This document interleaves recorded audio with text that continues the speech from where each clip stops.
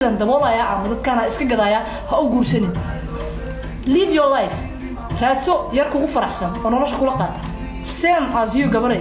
Adiga gabadha hadda soo fuulaysa amal wiilka hadda soo fuulay oo gabarnimada loo soo koriyay.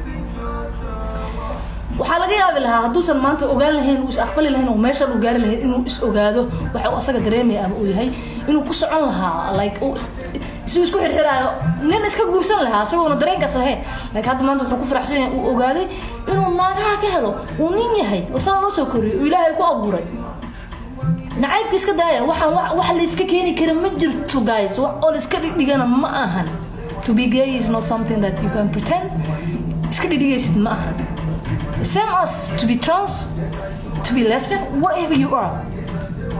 The most important thing is to accept yourself. Adigna is aqbashid. To love yourself, to respect yourself. And the most common thing waxa waaye idinka waxa aniga xushmad idinkaga laahay ama qof kale idinka duu xushmad idinkaga laahay.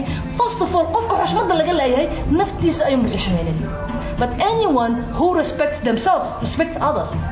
qof walba oo naftiisa ixtiraamo aniga nafteeda waxaan ixtiraamaa 100%. They know gabdhahan soo dheedgaray.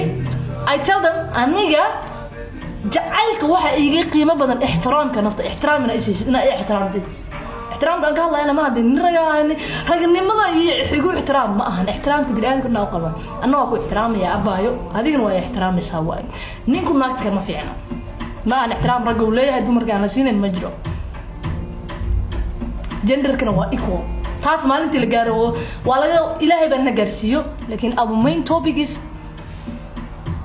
nabad ku soo dhawow kala duwanaanshaha aqbal bilaa calaykum hala faraxsanaado hala israaco I love you all inta saaran requestiga I will give qof walbo idinka mid ah laba idin soo qabanaya qof walbo idinka mid ah waxaan rabaa inuu salaan iyo wuxuu noo soo gudbinayo qofkii xataa fikirkiisa iga duwan yahay icaynaya xataa aniga ma tuurayo go'aankayaan ku soconaya waxaad rabtid idah kaliya information qaadan dadka ha u sheegin kaliya qof aanan ahayn ha iga dhigin aniga waxaan ku